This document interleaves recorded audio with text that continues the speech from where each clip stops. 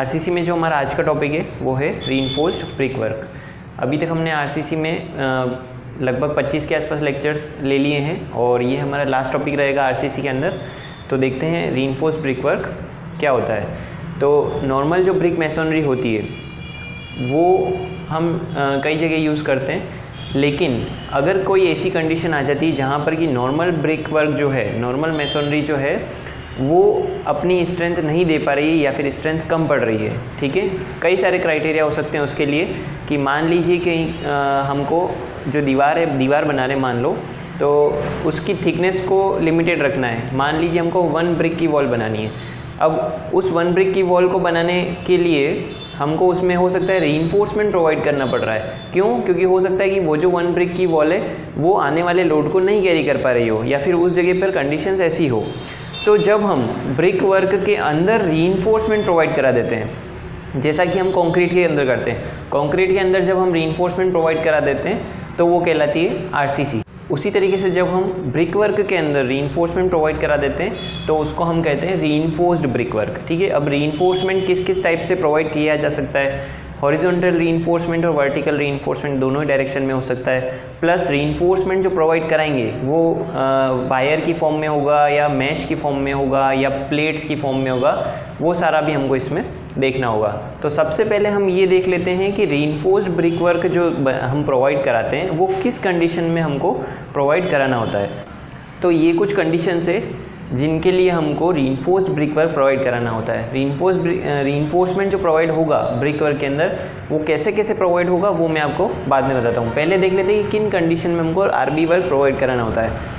सबसे पहला है high tensile and shear stresses. हमको पता है मैसनरी के अंदर शियर स्ट्रेसेस तो आती है, लेकिन अगर हमारी मैसनरी के अंदर टेंसाइल स्ट्रेसेस भी ज़्यादा आ रही है और शियर स्ट्रेसेस भी ज़्यादा है तो उस केस में हमको उसमें रीइंफोर्समेंट प्रोवाइड कराना होगा। सेकेंड है preventing dislocation of brick work in uneven settlement condition. Dislocation का क्या मतलब होता है कि जब ब्रिक्स दीवार के अंदर से निकलना शुरू हो जाए अलग अलग, तो उसको बोलते हैं हम डिसलोकेशन होना। तो अगर दीवार के नीचे की ज़मीन अनइवन सेटलमेंट होने की कंडीशन में है या फिर अनइवन लोडिंग आ रही है ब्रिक दीवार के ऊपर, तब उस स्थिति में भी हमको हर ब्रिक्स अलग अलग नहीं जाए, वो सिंगल यूनिट की तरीके से एक्ट करे, उसके लिए हमको भी उसमें रीइंफोर्समेंट प्रोवाइड कराना होगा। थर्ड है brick work on opening. Openings जब होती है, मान लीजिए कि हम किसी डोर या विंडो के ऊपर ब्रिक वर्क का लिंटल दे रहे हैं, तो उस कंडीशन में भी हमको उसमें रीइंफोर्समेंट प्रोवाइड कराना होगा ताकि उसकी स्ट्रेंथ बनी रहे। वो हम आगे डिस्कस करेंगे। फिर होता है इंक्रीजिंग लॉन्गिट्यूडनल बॉन्ड। दीवार के अंदर क्योंकि हर ब्रिक के बीच में बॉन्ड होता है, लॉन्गिट्यूडनल और हॉरिजॉन्टल सारे तरीके के बॉन्ड होते हैं, तो लॉन्गिट्यूडनल और साथ ही साथ में वर्टिकल या फिर हॉरिजॉन्टल या फिर इंक्लाइंड बॉन्ड, कोई सा भी टाइप का बॉन्ड हो, हर बॉन्ड को इंक्रीज़ करने में कौन मदद करता है? रीइंफोर्समेंट। फिर आता है हैवी कंप्रेसिव लोड्स। अगर ब्रिक के अंदर, वैसे तो क्या होता है, स्टोन मैसनरी या ब्रिक मैसनरी जो होती है वो कंप्रेसिव लोड्स को कैरी करने के लिए ही होती है, लेकिन अगर कंप्रेसिव फोर्सेस बहुत ज़्यादा हैवी हो रहे हैं, मान लीजिए कि हम कहीं पर एक पियर बना रहे हैं, ब्रिक का पियर बना रहे हैं यानी कि कॉलम बना रहे हैं, तो उसमें भी हम चाहें तो रीइंफोर्समेंट प्रोवाइड करा सकते हैं। फिर आता है रेजिस्टिंग लेटरल लोड्स, यानी कि उनको सिस्मिक फोर्सेस भी बोल सकते हैं, कि भूकंप की स्थिति में जब ज़्यादातर देखा जाता है कि ब्रिक वर्क जो होता है वो सबसे ज़्यादा जल्दी फेल होता है, तो उस कंडीशन को बचने के लिए भी हम यहाँ पर रीइंफोर्समेंट उसमें प्रोवाइड करा सकते हैं। अब हम देखते हैं कि रीइंफोर्स्ड ब्रिक वर्क जो होता है उसमें सबसे पहले कौन कौन से कंपोनेंट होते हैं। तो सबसे पहले बात करें, ब्रिक्स होगी उसमें, ठीक है। सेकंड मोर्टार होगा, ठीक है, और हो सकता है कंक्रीट भी हो सकती है। और तीसरा होगा रीइंफोर्समेंट। ये 3 चीज़ें हमारे इस रीइंफोर्स्ड ब्रिक वर्क में होनी चाहिए, होगी। तो सबसे पहले हम डिस्कस करते हैं कि ब्रिक्स की क्या क्या क्वालिटीज़ होनी चाहिए रीइंफोर्स्ड ब्रिक वर्क के लिए। तो सबसे पहले हम जो ब्रिक यूज़ करते हैं वो करते हैं हम इसमें फर्स्ट वर्क,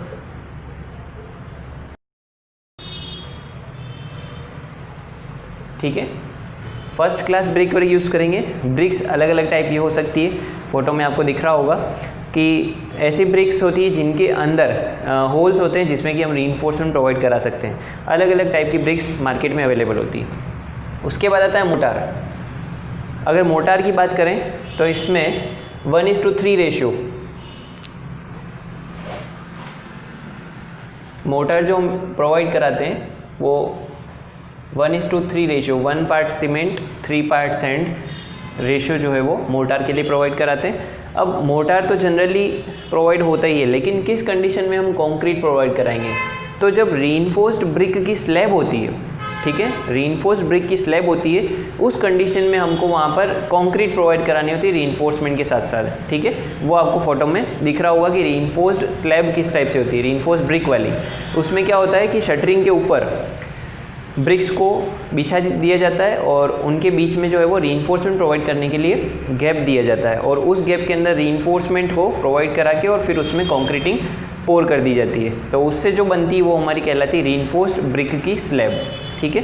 तो उस कंडीशन में हम वहाँ पर क्योंकि मोटार प्रोवाइड कराएंगे तो हो सकता है उसकी स्ट्रेंथ कम आ जाए, या फिर क्योंकि उसमें ज़रूरत ज़्यादा होती है, क्वांटिटी ज़्यादा लगती है, उस वजह से हो सकता है हम वहाँ पर कंक्रीटिंग भी कर दें। फिर उसके बाद आता है रीइंफोर्समेंट। तो रीइंफोर्समेंट जो प्रोवाइड होगा तो माइल्ड स्टील इसमें प्रोवाइड होता है सबसे पहले,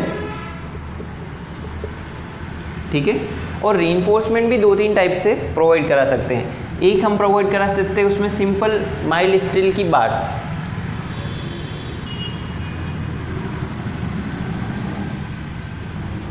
ठीक है, ये हम एक माइल्ड स्टील की बार्स उसमें प्रोवाइड करा सकते हैं।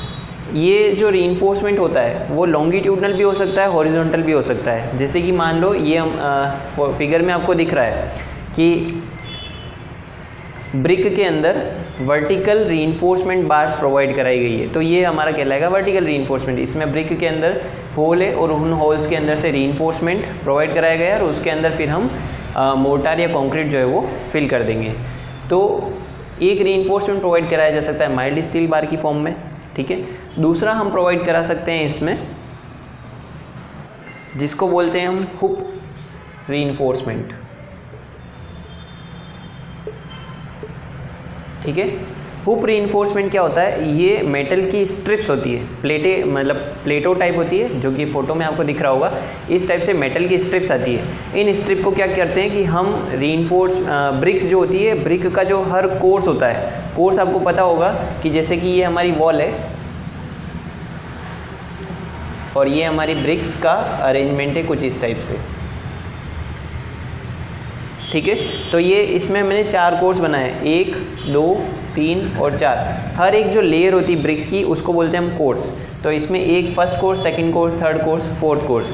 तो हर 2 या 3 कोर्स के बाद में इस टाइप की जो है वो हुक रीइंफोर्समेंट प्रोवाइड कराया जाता है, ठीक है। और ये जो हुक रीइंफोर्समेंट होता है उसको जनरली कॉर्नर्स पर जब दीवार बेंड होती है, मान लीजिए एक वॉल हमारी ऐसे जा रही है और फिर यहाँ से उसमें टर्न आ रहा है 90 डिग्री का, तो यहाँ पर जो होगा वो हुक रीइंफोर्समेंट के अंदर हम यहाँ पर एक हुक बना देंगे ताकि वो दोनों दीवारों के बीच में बॉन्ड बन जाए आपस में। फिर इसमें थर्ड आता है माइल्ड स्टील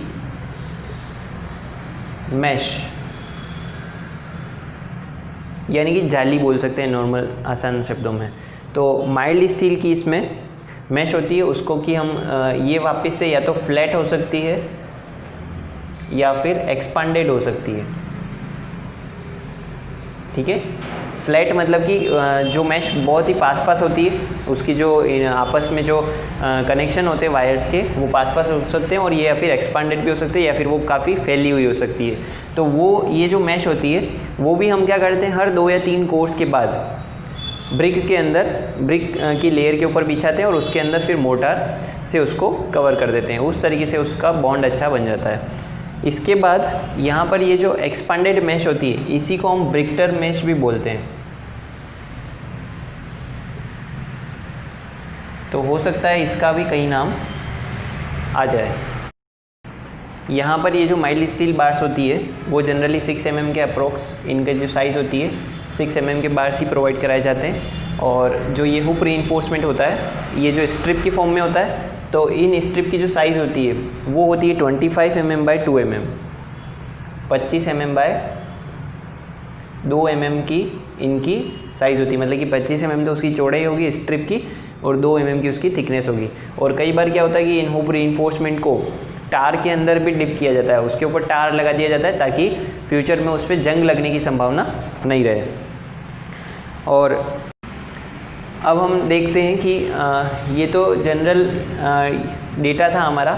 अब हम बात करते हैं कि अगर लिंटल में रीइंफोर्समेंट प्रोवाइड कराना होगा, रीइंफोर्स्ड ब्रिक वर्क अगर प्रोवाइड करा रहे हैं लिंटल के अंदर, तो हमको क्या करना होगा कि फिगर में दिख रहा है हमको कि ब्रिक्स को वर्टिकली मतलब कि इस टाइप से इसको अरेंज किया गया है और फिर उन ब्रिक्स को डिसलोकेट होने से बचाने के लिए हॉरिजॉन्टल डायरेक्शन में एक रीइंफोर्समेंट प्रोवाइड कराया गया है। यहाँ पर हम फिगर बना के देख सकते हैं कि ये जैसे मान लीजिए हमारी ब्रिक्स है,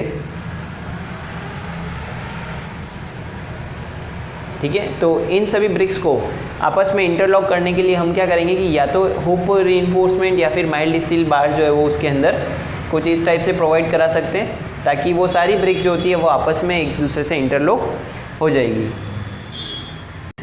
और उसी के साथ साथ अगर हम जो रीइंफोर्समेंट प्रोवाइड करा रहे हैं माइल्ड स्टील बार्स वाला, वो अगर हॉरिजॉन्टल रीइंफोर्समेंट प्रोवाइड करा रहे हैं तो हमको 2 ब्रिक्स के बीच में गैप प्रोवाइड कराना पड़ेगा ताकि उस गैप के बीच में जो है वो हम रीइंफोर्समेंट बार डाल सकेंगे और फिर उसके अंदर मोर्टार फिल होगा।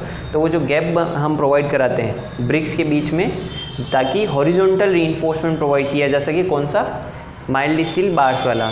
तो वो जो स्पेस होता है वो होता है हमारा 20 to 30 mm का, उसमें स्पेसिंग रखते हैं हम 20 to 30 mm का उसमें गैप रहता है। और हमको हमने ये देख ही लिया कि जो साइज़ होती है रीइंफोर्समेंट की वो 6 mm होती है, मैक्स टू मैक्स ये 12 mm तक जा सकता है, उससे ज़्यादा नहीं जाएगा, ठीक है।